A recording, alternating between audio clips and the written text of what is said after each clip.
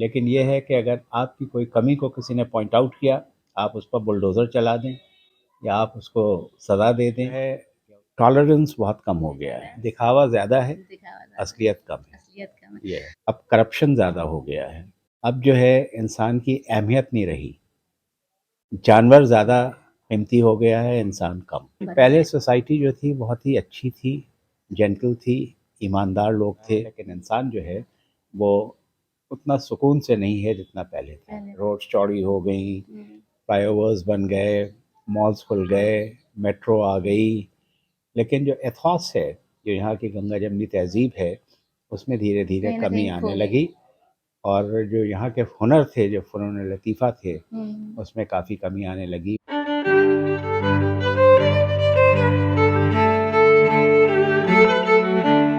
तो फाइनली हमने आपको ऑल ओवर जो है यहाँ का पूरा आपको दिखा दिया है, लेकिन अब जिनसे हम आपको मिलाने वाले हैं वो हमारे साथ यहाँ पर मौजूद हैं। जाफ़र मीर अब्दुल्ला जी, वो हमारे साथ यहाँ मौजूद हैं और हम उनसे बातचीत करने जा रहे हैं।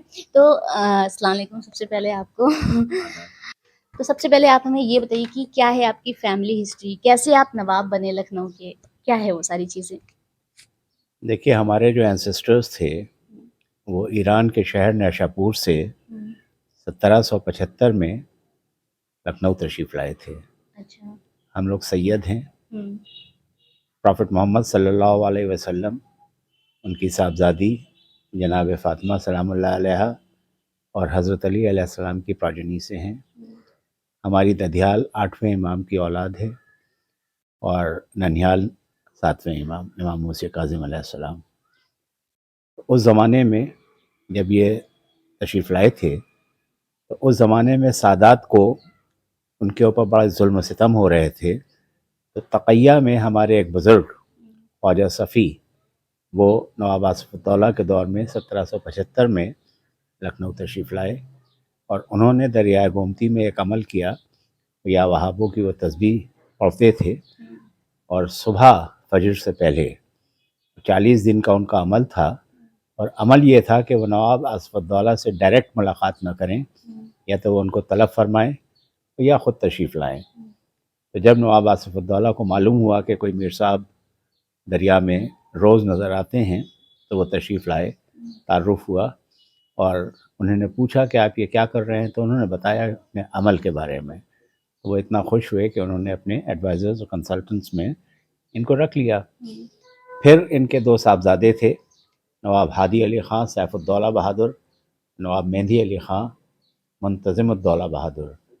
मुंतज़िमुद्दौला बहादुर यहाँ के रेवेन्यू मिनिस्टर हुए, अवध के ये चीफ़ मिनिस्टर हुए, और मोहम्मद अली शाह बहादुर जो तीसरे बादशाह थे, उनके ज़माने में ये अवध के प्राइम मिनिस्टर भी हुए। फिर ये लावलद थे, लेकिन इनके बड़े भाई नवाब हादी अली ख़ां, उनके एक साहबजादे थे नवाब अहमद अली ख़ां मुनव्वरुद्दौला बहादुर, वो मोहम्मद अली शाह बहादुर जो तीसरे बादशाह थे, उनके प्राइम मिनिस्टर भी हुए। उनके जो रॉयल फोर्सेस थी उसके कमांडर इन चीफ भी हुए और उनके दामाद भी हुए। तो इस तरह से हमारा ख़ानदान जो है ये प्राइम मिनिस्टर्स ऑफ अवध और रॉयल फैमिली से मदर की तरफ से मिलता है। फिर धीरे धीरे वो सिलसिला जारी रहा। नवाब वाजिद अली शाह 1856 में जब उनको डिपोज किया गया है, वो लखनऊ छोड़ के कलकत्ते के लिए रवाना हुए हैं, तो मुनव्वरुद्दौला बहादुर उनके साथ बनारस तक गए थे और नवाब वाजिद अली शाह ने बनारस में 15 दिन क़याम किया। वहाँ काशी विश्वनाथ के मंदिर के ऊपर शहनाई और गंगा आरती की शुरुआत की। फिर धीरे धीरे सिलसिला 1857 आ गया। 1858 में अंग्रेज़ यहाँ पर काबिज़ हो गए और फिर ये सिलसिला धीरे धीरे नवाबी का तो एक तरह से ख़त्म हो गया। लेकिन चूँकि हम लोगों का ख़ानदान जो है उसका टाइटल नवाब का है, और चूँकि यहाँ के प्राइम मिनिस्टर्स थे और शाही ख़ानदान से भी ताल्लुक़ है, हम लोगों को रॉयल पेंशन भी मिलती है। अच्छा। तो इस तरह से ये सिलसिला है। अच्छा, आप भी हमें ये बताइए कि आप एक नवाब है, लखनऊ में सिर्फ़ आप ही हैं या और भी हैं कुछ नवाब नहीं जो नहीं, बचे ये हैं? ख़ानदान है। अच्छा, ख़ानदान है ये पूरा। ख़ानदान है, तो कोई ऐसा बेसिकली माना जाए कि एक ही है, आपका ही एक अभी आपका ही एक ख़ानदान चल रहा नहीं है, नहीं, नवाबों ऐसा को है कि लेकर। ये चूँकि एक इतनी बड़ी फैमिली है, हुँ, जो डिसेंडेंट्स हैं, तो मोहम्मद अली शाह बहादुर जो कि अवध के तीसरे बादशाह थे, नवाब वाजिद अली शाह के दादा थे, अच्छा। उनके दामाद हमारे बुज़ुर्ग थे। तो ज़ाहिर है कि नवाब वाजिद अली शाह से भी ज़ाहिर है कि एक डायरेक्ट सिलसिला तो है, लेकिन ये नहीं कहा जा सकता कि हम नवाब वाजिद अली शाह के डायरेक्ट डिसेंडेंट हैं। हमारी ननिहाल जो है वो उनके दादा की ननिहाल अच्छा। से ताल्लुक़ है। अच्छा, अच्छा। तो नवाबी तो 1856 में ख़त्म ही हो गई। तो ये कहना कि हम आखिरी नवाब हैं या कोई पहला नवाब है या कोई दरमियानी है, ऐसा कुछ नहीं है। फैमिली ऑफ नवाब्स है यहाँ के ऊपर, और उसमें से हम भी एक हैं। अच्छा, हम ये जानना चाहेंगे कि मतलब उस दौर में जब आप आए थे, आपके बुजुर्ग आए थे यहाँ पर, और आपके जन्म के बाद से वो सारी क्या चेंजेस हुई हैं मॉडर्न सिटी को लेकर, जो आज की मॉडर्न सिटी है और जो उस वक्त आपके ज़माने की थी, कितना फ़र्क आया है, क्या क्या चेंजेस हुए हैं? नहीं, पहले तहज़ीब, तमीज़, आदाब, तस्लीमात, बुज़ुर्गों के साथ जॉइंट फैमिली सिस्टम, नौकर और चाकर उस ज़माने के बहुत ही कढ़े हुए होते थे। अगर वो पढ़े हुए कम हैं, लेकिन कढ़े हुए बहुत होते थे। उनको रस्म रवाज से बड़ा ताल्लुक़ होता था, मालूमात होती थी और बहुत ही डिसिप्लिन थी। लेकिन धीरे-धीरे जैसे-जैसे आबादी बढ़ती रही, फिर ये पॉलिटिक्स बीच में आने लगी, फिर पॉलिटिशियंस आने लगे, फिर धीरे-धीरे कि ये नेतागिरी जो है एक तरह से कहा जाए, तो इनके जो चेली चापड़ होते हैं, तो माहौल ख़राब होने लगा। और डेवलपमेंट अगर देखा जाए तो ज़ाहिर है कि उस दौर को देखते हुए रोड्स चौड़ी हो गई, फ्लाईओवर्स बन गए, मॉल्स खुल गए, मेट्रो आ गई। लेकिन जो एथॉस है, जो यहाँ की गंगा जमनी तहज़ीब है, उसमें धीरे-धीरे कहीं न कमी कहीं आने खो गई। लगी। और जो यहाँ के हुनर थे, जो फ़नून लतीफ़ा थे, उसमें काफ़ी कमी आने लगी। बहुत से इस तरह के फ़ाइन आर्ट्स थे जो कि गायब हो गए। तो बहरहाल ये समिट हो रही है और यहाँ के ऊपर इन्वेस्टर्स आ रहे हैं, तो फाइनेंशियली तो ज़रूर बज़ाहिर गवर्नमेंट के पास पैसा आ रहा है, लेकिन इंसान जो है वो उतना सुकून से नहीं है जितना पहले था। पहले था। क्या राय है आपकी जी20 समिट को लेकर? क्या है, लगता है ये काम करेगा या नहीं, फिर? ज़ाहिर है कि इन्वेस्टमेंट तो आ ही रहा है, जी, जी। डेवलपमेंट उस पॉइंट ऑफ व्यू से तो होगा, लेकिन उसमें कितना ये परसिस्ट करता है और कितना यहाँ के ऊपर लोगों को फ़ायदा होता है। अब जैसे इसको शहर को पूरा रंगा जा रहा है, पोता जा रहा है, जी, ये कितने दिन बिल्कुल ऐसा सजाया मेंटेन जा रहा रहता है। हाँ, है। हाँ। तो उससे अंदाज़ ये होता है कि गवर्नमेंट अगर करना चाहे तो बहुत कुछ कर सकती है और बहुत जल्दी कर सकती है। जी। रातों रात जो है रोड्स बनी जा रही हैं, यहाँ गमले सजे हुए, उसमें दरख्त और फूल भी लगे हुए हैं, वो सब चारों तरफ लगा हुआ है। लेकिन उसके बाद जिधर से वो नहीं गुजर रहे हैं, उधर वैसे ही कबाड़ पड़ा हुआ है। जी, जी। ये नहीं होना मतलब कहीं न चाहिए। कहीं आप ये कह रहे हैं कि जो 9 देशों के मेहमान जो आ रहे हैं, उनको दिखाने के लिए किया जा रहा है? दिखावा ज़्यादा है, दिखावा ज़्यादा है, असलियत कम है। असलियत कम है। ये है। अच्छा, जब आपने बात की है कि गवर्नमेंट आ गई, सरकारें आ गई, पॉलिटिशियन आ गए, उसके बाद काफ़ी चेंजेस हुए हैं।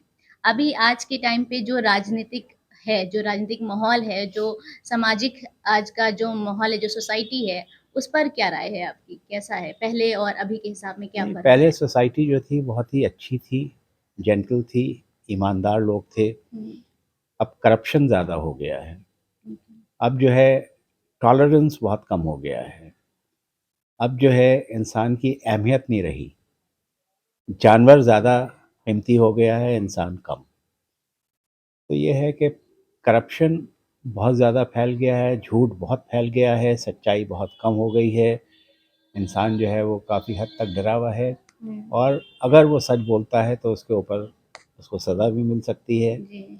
और ये है कि अगर कोई गलत काम कर रहा है तो अगर कोई गलत उसको कह रहा है तो उसको अप्रिशिएट करना चाहिए। दोस्त वही होता है कि जो अगर आपकी कोई कमी है तो उसको पॉइंट आउट करे और आप उसको इम्प्रूव करें। लेकिन ये है कि अगर आपकी कोई कमी को किसी ने पॉइंट आउट किया, आप उस पर बुलडोज़र चला दें या आप उसको सज़ा दे दें या उसको आप और किसी गैंगस्टर एक्ट में बंद कर दें, दिस इज़ नॉट गुड। बात आपने दोस्ती की है, तो हम जानना चाहेंगे कि आपका वो सबसे ख़ास दोस्त कौन है? नहीं, इंसान है और कौन है। इंसान है, लेकिन एक होता है ना, एक दोस्ती की जो आपने मिसाल दी कि वो दोस्ती मायने रखती है जो आपकी कमी को बताए, ना कि उसको नहीं, ये वो कवर करे। इन जनरल बात है, ये जी, किसी जी। एक पर्टिकुलर दोस्त के लिए नहीं है। हुँ, ये तो इंसान इंसान के बीच की एक दोस्ताना हुँ, ताल्लुकात की बात है हुँ, कि इंसान जो है अगर कोई किसी की अच्छी बात देख रहा है तो उसकी तारीफ़ भी करे, और किसी की ख़ामी देख रहा है तो उसको पॉइंट आउट भी करे। जी। तो किसी एक पर्टिकुलर शख्स के लिए नहीं है, या किसी पॉलिटिकल लीडर के लिए नहीं है। ये इन जनरल एक बात हो रही है कि दोस्त वही है जो आपको कंडेम और क्रिटिसाइज भी करे और आपको अप्रिशिएट भी करे, डिपेंडिंग आप कैसा कर रहे हैं। जी।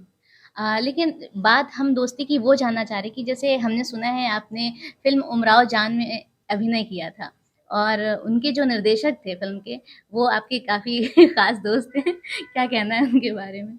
नहीं, वो एक अच्छे इंसान हैं, हुँ। वो अनिल शर्मा साहब हैं। जी। तो ऐसा नहीं है कि मतलब वो तो फ़िल्म के दौरान हमारी उनकी मुलाकात हुई अच्छा, थी और अच्छा। बात तक रही। जी। अभी जो उन्होंने एक सीक्वल बनाया है, हुँ। तो जब वो लखनऊ आए थे, हुँ। तो उन्होंने हमें टेलीफ़ोन किया कि हम आए हुए हैं। जी। अच्छा, उस ज़माने में मेरी डायलिसिस चल रही थी, अच्छा।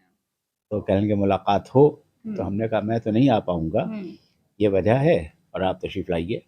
तो बहरहाल वो आए थे और उन्होंने इस सीक्वल के लिए भी उन्होंने कहा कि 22 साल पहले आप इस फ़िल्म में थे हुँ। और अब भी रहेंगे। हुँ।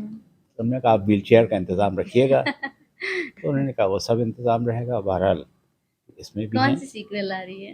नहीं, गदर की। अच्छा गदर, ओके। गदर, हाँ, हाँ, हाँ। जी, गदर जी। जी, हाँ। अच्छा तो उसमें आपका रोल है? हाँ, है। अच्छा क्या पहली में किस जो किस था, चीज़ का रोल है?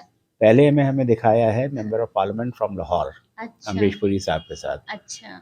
और अब की दिखाया है जनरल यहिया खां का एक, किरदार निभाया है आपने। नहीं, नहीं, उनके दोस्तों में से अच्छा एक। दोस्तों का निभाया। हाँ, ओके, ओके। वाओ! तो क्या ताज बात होटल में है। हुआ था, ताज हाँ, होटल के पुल ओके। साइड। अच्छा, अच्छा। बहुत अच्छी सी बात है। अच्छा हम और बातें आपसे ये जानना चाहेंगे कि फ़िल्म उमराव जान जो है, उसमें आपकी एक ख़ास अंगूठी का भी ज़िक्र हुआ था। जो पहने थे उसमें जो बने थे जी। बादशाह, तो क्या है वो अंगूठी कहाँ है आज? नहीं, ऐसा था कि एक अंगूठी थी, जो हुँ। नैशापुरी फ़िरोज़ा था, क्रैकल्ड, अच्छा, शजरी, अच्छा। और बहुत अच्छा फ़िरोज़ा था। हुँ। तो हमारे वालिद साहब ये ज्वेलरी, क्यूरियोज़, एंटीक्स में बिज़नेस भी करते थे, अच्छा, अच्छा। और मैं उस ज़माने में फार्मास्यूटिकल कंपनी में मार्केटिंग में था। अच्छा। तकरीबन 5 बजे शाम का वक़्त था हुँ। कि मैं अपनी एसडी मोटरसाइकिल से फाटक में दाखिल हुआ, हुँ। और हमारे वालिद साहब और उनके एक मिलने वाले, हुँ। वो हाफ़ अरब, हाफ़ इंडियन, अच्छा। तो 2 अंगूठियाँ थी फ़िरोज़े की, हाँ। और दोनों में डिस्कस हो रहा था। हमारे वालिद साहब कह रहे थे कि ये बेहतर है, और वो कह रहे थे कि ये बेहतर है। ओह! इतनी देर में मैं आ गया, हाँ। तो वो साहब जो थे कहने लगे जाफ़र मियाँ से ये पूछिए कि देखिए इनकी क्या राय है? तो मैंने कहा हाँ बेटा बताओ, हाँ। इसमें कौन-सी बेहतर है? तो हमने देख के हमने कहा कि शक्लन ये बेहतर है हुँ। और नस्लन ये नज़र बेहतर है। क्या बात कहने दोनों का लगे दिल रख लिया आप। नहीं, मतलब एक की क्वालिटी हुँ। ऑफ टर्कोइज़ हुँ, हुँ। वाज़ बेटर, और एक हुँ। देखने में ज़्यादा अच्छी थी। जी। तो उन्होंने कहा देखिए एक बच्चा भी समझ सकता है और आपके अक्ल सलीम में दाखिल ही नहीं होता। तो उन्होंने कहा कि आप इनको दे दीजिए ये अंगूठी। हाँ। उन्होंने कहा हाँ, हाँ, पहनो। अच्छा, तो मैंने आदाब करके वो अंगूठी पहन ली। अच्छा। तो ये उमराव जान की जब शूटिंग हो रही हुँ, थी, हुँ। मैं इत्तेफ़ाक़ से वहाँ के ऊपर साथ में था मुज़फ़्फ़र भाई के। हुँ। वो कहने लगे कि ज़रा ये अंगूठी उतारिएगा। हाँ। मैं फ़ारूक शेख को ये पहना के हुँ। इसको फ़िरोज़े को हाइलाइट करूँगा अच्छा। कि ऐसे भी अच्छे फ़िरोज़े होते हैं। हुँ। तो ख़ैर हमने उतार के दे दी। हुँ। तो फ़ारूक शेख उस अंगूठी को पहने हुए हैं, और हुँ। नवाबगंज में जब उमराव जान आती हैं, हुँ। उनके साथ एक माइल्ड सा एक रोमांटिक सीक्वेंस है, उसमें वो उनके बालों में यूँ हाथ कर रहे हैं उसमें अच्छा, से। अच्छा। तो वो अंगूठी तो कहीं वो न कहीं उसमें अंगूठी जो है। है, तो बहुत प्रोमिनेंटली उसको दिखाया गया है। ओके। उसके बाद में ये हुआ कि ओशियान्स एक ऑक्शनर्स हैं, हुँ। तो वो ऑक्शन कर रहे थे उस सामान का जो कि फ़िल्मों में इस्तेमाल हुआ है। हुँ, हुँ।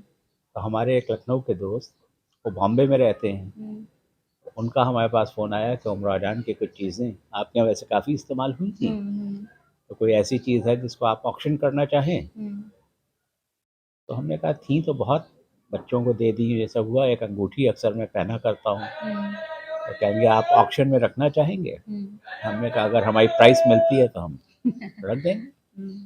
खैर बहरहाल वहाँ से वो ऑक्शन में गई, अच्छा। And it fetched a good price, और वो ओह! कैटलॉग में भी है। हुँ। उसकी हम लोग की हिस्ट्री फैमिली की, हुँ। अलॉन्ग विद दैट रिंग, कि हमें कैसे मिली और फिर वो कैसे हुँ। फारूक शेख को मिली, उन्होंने मतलब पहनी, और क्या कैसे बात है। ऑक्शन हुआ, क्या हुआ। वाह! अच्छा हम और जानना चाहेंगे कि आपकी जो यहाँ के एंटीक जो भी चीज़ें हैं वो और किन-किन फ़िल्मों में इस्तेमाल की गई है? बहुत फिल्मों में, फिर भी मसलन जो बहुत हाईलाइट हुआ। मतलब स्टार्टेड विद उमराव जान, हम्म। गदर, अच्छा। और जितनी फिल्में यहाँ बनती रहीं हाँ, लखनऊ ज़्यादातर में जो सब शूट हुई सब है। उसमें इस्तेमाल होती रही। ओके। यहाँ तक कि हमारी एम्बेसडर जो है, हाँ। ये मौनी बाबा एक फिल्म थी, जी जी। उसमें सुभाष चंद्र बोस के बारे में दिखाया गया कौन था। लीड एक्टर कौन था उसमें? उसमें अयोध्या में वो शूटिंग हुई थी। ये तो मैं तो नहीं गया, अच्छा। लेकिन गाड़ी गई थी। गाड़ी गई थी। इसका नंबर उन्होंने चेंज कर दिया था ओके। और वो गाड़ी का इस्तेमाल किया था। पहले ये ग्रीनिश इन कलर थी, उसको वाइट इन लोगों ने पेंट किया और अच्छा, उसको ग्रीन थी इस्तेमाल किया। पहले। हाँ, ओके हाँ। ओके। अच्छा, ये हमने सुना है आपने भी अभिनय किया है। आपने गदर के बारे में तो बता दी, उमराव जान में भी किया था आपने।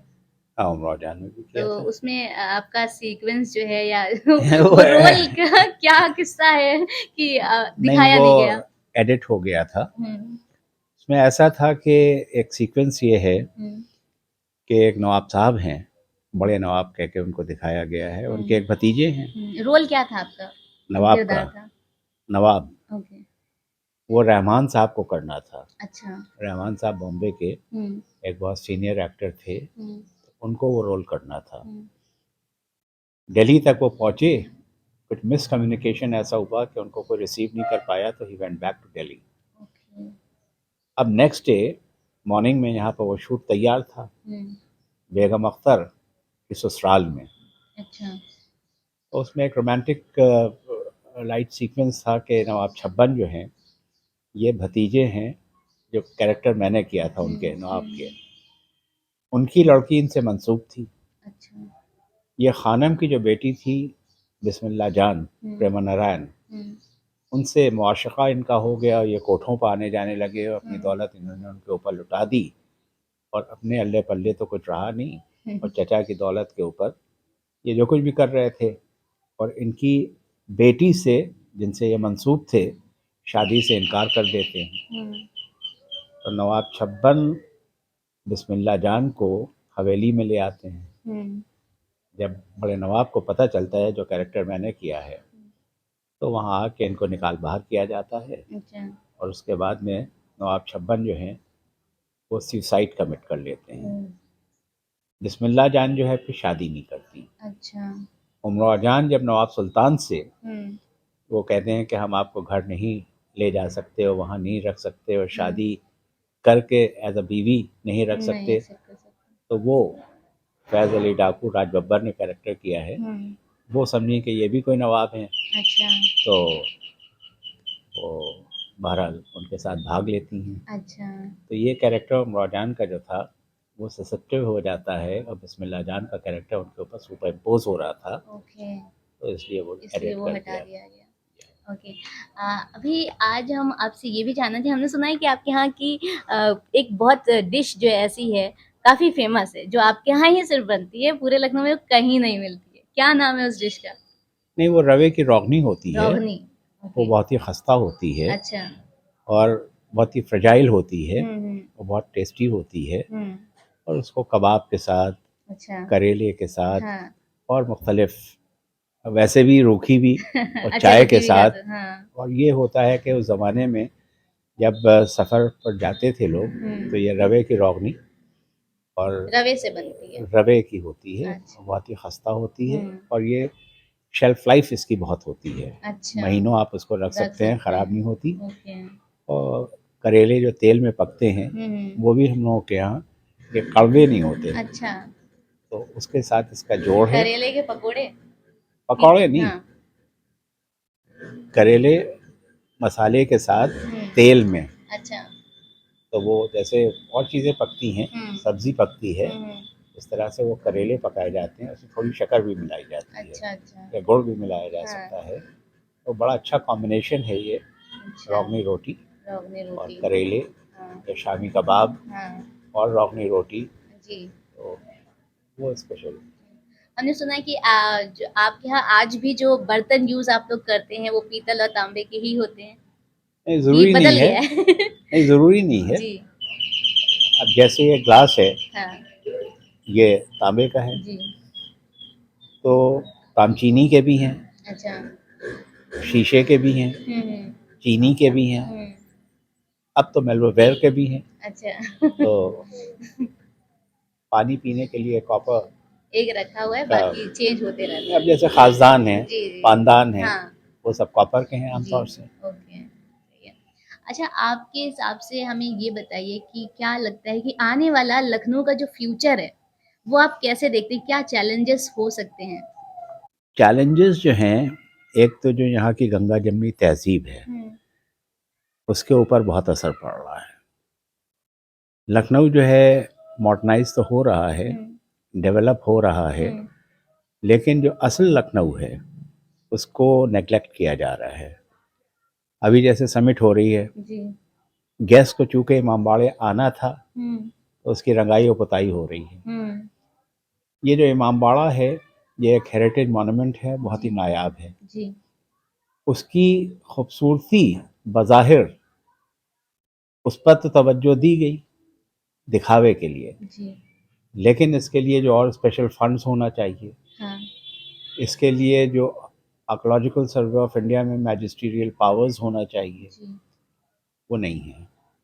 यहाँ पर जो टेक्निकल हैंड्स हैं उसको प्रिजर्व करने के लिए उसकी तरफ तवज्जो कम है। एनक्रोचमेंट बहुत ज़्यादा है, इधर तवज्जो कम है। गवर्नमेंट को ये चाहिए कि जो असल लखनऊ है और जो सिटीजन्स हैं लखनऊ के, चाहे वो कोई भी हों, चाहे वो नए लखनऊ में हो या ओरिजिनल लखनऊ में हो, चाहे गेस्ट जिधर भी आ रहे हों, लेकिन शहर पूरा जो है उसका सिटीज़न होता है। तो हर तरफ बैलेंस करके तवज्जो देना चाहिए। जो यहाँ की सेकुलर एस्पेक्ट है, गंगा जमनी तहज़ीब है, उसके ऊपर ख़ास ध्यान देना चाहिए।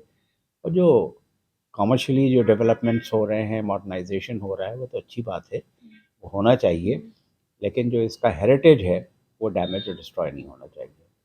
जी। चलिए बहुत-बहुत शुक्रिया आपका, आपने इतनी सारी बातें बताई, अपनी बहुत सारे थॉट्स अपने शेयर किए, अपनी स्टोरी शेयर की। शुक्रिया आपका बहुत-बहुत।